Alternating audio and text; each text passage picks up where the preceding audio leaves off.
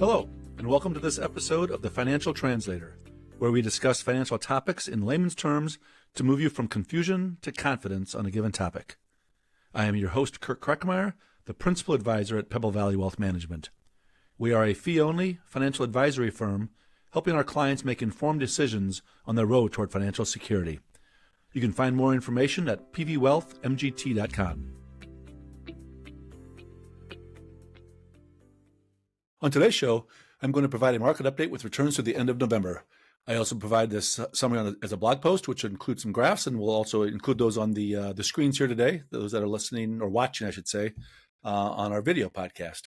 And as a reminder as well, again, this is the fourth episode, I think, now as a video podcast. So don't forget to check out past episodes, including mid-month episodes, where the first month, Bree and I talked about employee benefit enrollment. Likely most of them are done with that now, but check it out. And then last month, Allie and I talked about year-end tax planning, which is still actively going on. So make sure you check those out. As a brief legal disclaimer, my discussions here should not be construed as financial or investment advice, and each person's situation is unique.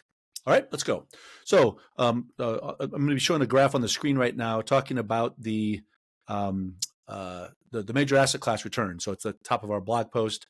Doing a quick glance at the table, you'll see that nothing really stands out. Everything was positive except for emerging markets, international bonds down slightly, and then crypto got clocked. I'll talk about that later in the podcast here. But overall, things were up slightly, but it's kind of but an abnormal versus past months when things were just red hot. So more of a cooler market, kind of like the temperatures outside here in Chicago for us. There were two asset classes that actually had a pretty nice positive monthly return. One is the REITs, the U.S. real estate market. That was up 3%. You may recall, though, last month they were down quite a bit, and on a year-to-date basis, they've been lagging, and so just not as much air, to let out anymore. And so, and they had a nice little kiss from the falling interest rates, and so those were up nicely for the month. And then the commodities. Commodities, it's same story as throughout the year, and that is precious metals seem to be doing very well, and so that continues to plow ahead. And then absent this month was we didn't have necessarily a weak energy market. So it wasn't that it was really strong, but just it wasn't a drag. And so those were the couple of outside positions. Otherwise, things look pretty normal. Doing a quick glance at the bonds, treasuries versus corporate stuff, let's call it. Treasury returns were up. Again, normal. If you look at the year-to-date returns, I'm going to call them equity-like returns. Now, somebody may be saying, well, Kirk, it's not 15%, so how can it be equity? Just as a reminder to everybody, it's been an abnormal time in equity markets, and so normal equity returns in that 7 to 8 to 9% return is more normal. So that's what the Treasury bonds have given you this year-to-date so far, which is pretty impressive. And then if you glance down at the corporate indices on the monthly basis, they were up as well, but not quite as much, which implicitly that tells you that credit spreads widened a little bit. So I think credit spreads were widened maybe 10 to 20 basis points. So that's why there's a slight dispersion. So now shifting, the graph on the screen is going to shift over to our cumulative, or not cumulative, our year-to-date ETF returns, just for a couple of major asset classes. Nothing really to point out this month other than, again, similar story as last month. There's a little blip down mid-month.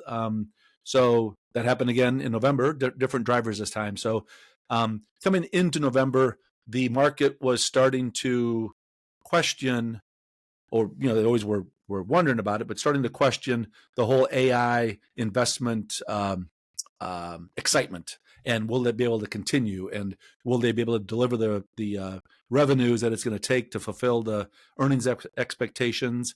A lot of debt being issued to build out all of this AI funding build out. And so mid-month, the markets were starting to question that. NVIDIA put out some pretty good earnings, but yet the next day the market was pulling down even further. So it was just the sentiment this month in the equity market felt like early in the month that beginning to question the red hot AI trade. So that's where you saw that mid-month pullback. And then, but if you look at the graph closer, you can see November 20th rolled around and the market turned around and let's go back to the races again. So the driver there was the jobs report. Now you may be thinking, well, Kirk, jobs report is the first Friday of the month, but the government was shut down and so there was a delay. So this was the September report, which was released on on the 19th or 20th. I think it was the 19th. Anyway, released so September data. So they had the data collected. They just didn't release it. But the unemployment rate ticked up by a tenth, up to 4.4. So that the market interpreted that as, hey, the Fed's going to be back in play. I'm going to talk about the Fed in a second, but interest rate cuts may be coming in December after all, and so that's what was the main driver of or one of the drivers of the market reversal. So that is a quick summary of the equity markets. Now, if we shift over to the bond market, again, the graph on the screen I'm showing is the usual yields of the major bond indice types: treasuries, corporates, and TIPS. And I guess the main summary here is yields continue to grind tighter, lower. And so, looking at the graph, it's a similar story, just grinding down. A couple of things to point out. One, the 2-year is falling a bit more than longer maturity bonds. I'm going to talk about that in a second. And then also the triple B yield. And so again, the corporate index, where you get underlying treasury interest rate exposure plus an extra spread or yield for corporate credit, because you may not get your money back from one of those companies. That used to be well above 5%, and it's now ticking down. It's now 4.98 as of the end of November here. So that's a couple of things to note. But I mentioned the 2-year versus the 10-year and even the 30-year. So I added a second graph on my blog post this month. So the graph on the screen I'm showing now is, I'm going to call it the curve trades. And so there's a purple line, which shows the 2s-10s spread, and then the orange line, which is the 10s-30s. Let's focus on the 2s-10s first. So what that's showing, I guess let me go down when this starts. So call it mid 2023, it was as the difference. So the 10-year yield minus the 2-year yield is what this purple line represents. And so right now it's at 0.55%. Back in earlier mid 2023, it was actually negative 1%. So it's what they called an inverted yield curve. But then the Fed has been raising rates, and it's slowly working its way out. So it's now positive. So it's positive 0.55. And then the 10s-30, so again, the 30-year yield minus the 10-year yield, that's currently at 0.65. That's also slowly drifting up. The reason I'm rambling on and bringing this up as a bond geek is because a lot of people may be thinking, well, cool, the Fed's going to be cutting rates. My mortgage is going to be coming down. So let's just wait and let's have the refi party soon. Well, be careful, because the Federal Reserve controls the short end of the curve, that 2-year I'm talking about. Yes, that is coming down, but the 10-year, the 30-year, not coming down so much. The Fed does not control that. They may influence it, but they don't control it. And the bigger drivers there are inflation expectations, and then there's good old supply and demand. So curve's getting steeper, which means the Fed could keep cutting rates. I think they will, but the longer end may not fall. In fact, it may go up given these other concerns. And so for those hoping for a mortgage interest rate party soon, make sure you focus on the longer end of the curve for what goes on. So that is a quick summary of the graphs that we normally show on our blog post. I normally jump into the Fed, and I will, but I'm going to throw this into, I've got 3 major topics I'm going to cover this month.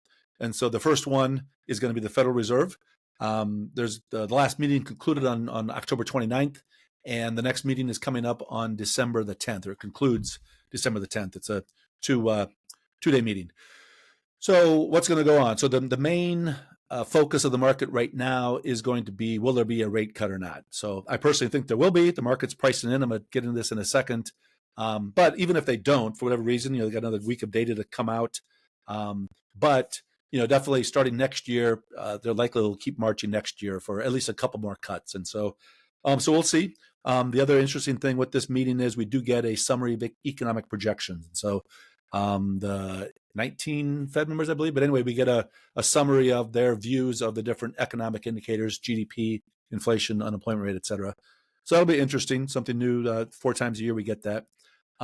But in terms of what will be happening this meeting, so I'm showing a graph on the screen now, which shows the probability, or the market implied probability of a Fed rate cut at this December meeting. And so this is from the CME FedWatch tool. It goes back to December 24 here, it looks like. But anyway, if you focus on the very far right of the graph, you can see it's that big drop was October 28th, 9th, and October 30th. So before the last Fed meeting, the market was pricing in a near another cut for sure at the upcoming December meeting. Currently, the Fed funds rate is at 3.75 to 4%. They have that goofy range still going. So the graph I'm showing you on the screen here is if there is what's it likely to be in a 3.5 to 3.75. So October 29th, it fell quite a bit, and then it just kept on going down. And then that low point, it got as low as about 30%, meaning on October 19th, the market was saying, the Fed may not cut after all. Given what we're seeing, we're getting concerned about some things. So it got quite low. And then I just mentioned before, there was that jobs report. Unemployment rate ticked up. So the market said, okay, that's going to give the Fed the cover to cut rates, pointing to a weakening job market. And so you can see that line just shot almost straight up. And now we're back around 90%. I'm recording this on Thursday, December the 4th. So the graph I'm showing you, I think, is as of yesterday. Yeah, yesterday's graph, but about 90%. So never say never, but oftentimes if the market is implying a 80+% chance of a rate move, it's likely going to happen. If the Fed doesn't want that to happen, they're likely going to be leaking a storyline to the Wall Street Journal or something to temper the expectations. But could happen yet. We still got a week to go, but that's where we're at right now. So that's a brief summary of the Fed meeting. The Fed activity and what may happen upcoming December 10th. The other topic, two more topics, and maybe I'll squeeze in a third if I have a little time. So the next topic I want to mention is crypto prices. And so at the beginning of this podcast, I showed that graph which had the monthly returns. And this was the second month that we included Bitcoin on there, just in time for the big pullback. So looking at the graph here, 17.35. Again, that's using the Bitwise Bitcoin ETF, the ticker BITB.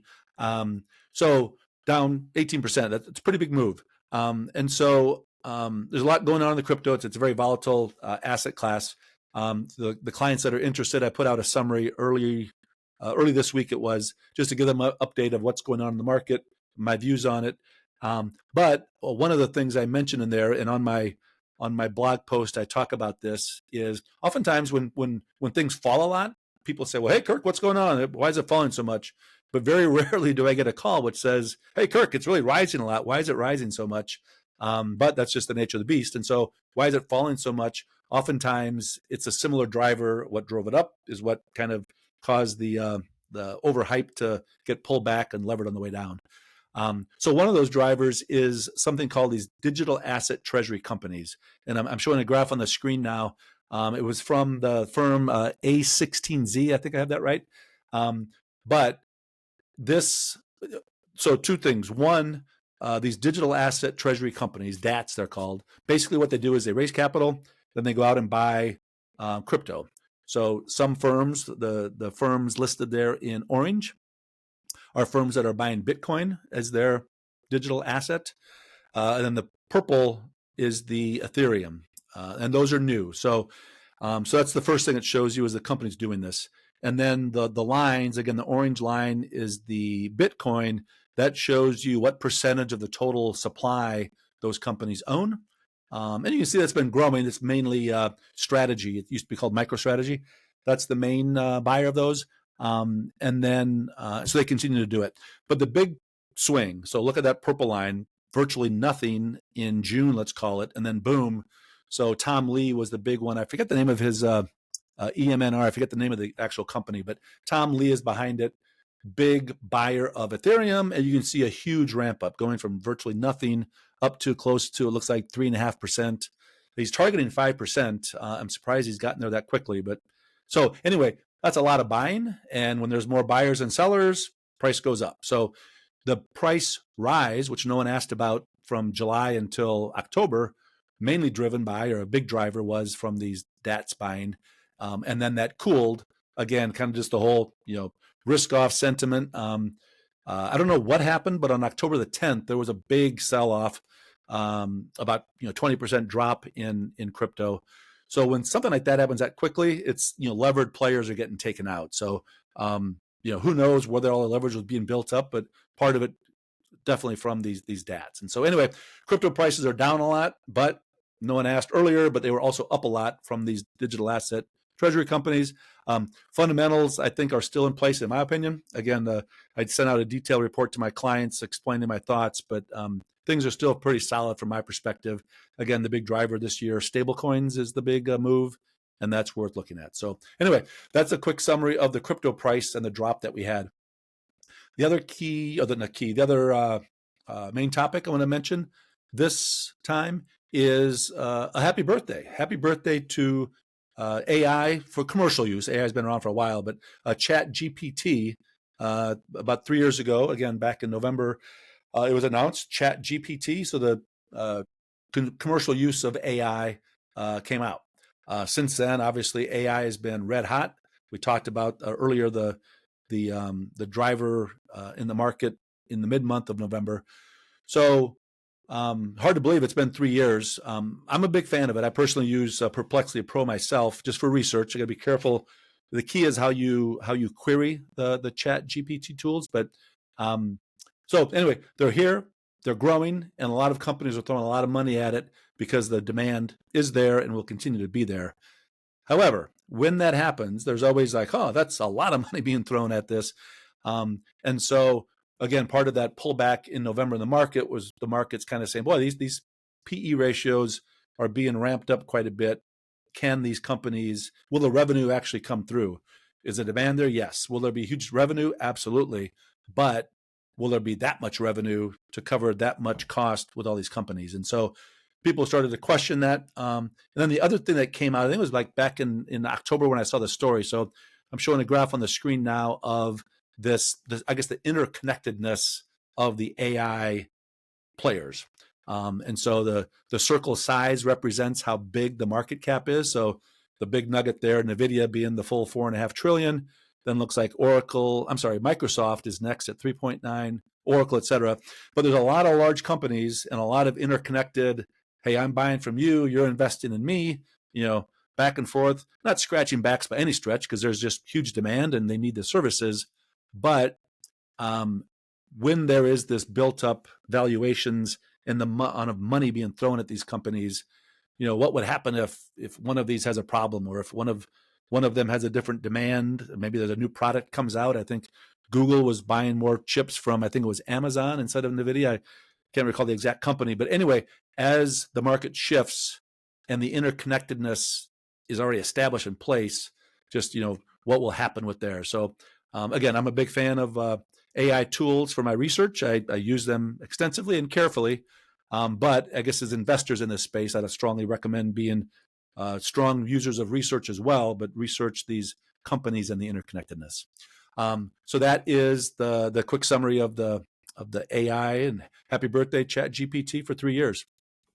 And I guess the final topic, I don't have this on my blog post, but I saw the story last week, and then I caught news again today, and I'm going to talk about it. So that is there was an announcement, I think it was this week. So Michael Dell and his wife announced they're going to contribute $6.25 billion, big nugget, to these Trump accounts. And so you may recall, I think it was part of the OBA, the One Big Beautiful Bill Act. Anyway, children born between January 2025 through December 31st of 2028, as written in the law anyway as of now, if a child was born in that time, the government is going to give that child and the guardian of them $1,000. They're going to be coming out. The accounts actually will be set up likely starting in 2026. And so Michael Dell and his wife donated $6.25 billion to help fund those, and they're encouraging other companies to consider investing as well. The reason I'm bringing this up is it's great. So definitely, if your child is born in that time frame, obviously you take free money. You always take free money. But I just want to point out that because some of the stories I'm reading, it's like, oh, and if you keep contributing to them, it's going to grow to this amount by the child is 18. All true, all good stuff, all tax deferred. But I just want to remind people that don't forget there are other accounts that already exist for you that may be a better choice. And so it's getting a lot of press. It's a great story. But don't forget that you also have Roth IRAs, traditional IRAs, 529s for the kids. And so make sure you look at other vehicles as well and run the horse race to see which one wins out, because you may have better options instead of adding to this Trump account with your own money. Again, take the free money. So that's just a quick aside. Since it's hot in the story, I wanted to mention that. So, but that is a summary of this month's market summary. Check out the blog post for the graphs, or if you've been watching here on the video, thank you for joining us, and you saw them already. I guess 2025 is coming to an end. So we are now in December, last month of the year. So make sure you make the best of it. Enjoy all the festivities that it brings, and the here in Chicago, the cold weather and the snow shoveling as well. All right, that's a wrap on today's topic. Thanks a lot. Thank you for listening to this episode of The Financial Translator. I hope this discussion helped clear up any confusion and will lead to more confident financial decisions. Thanks for your time, and be sure to check out all of our resources at pvwealthmgt.com. Until next time, go confidently.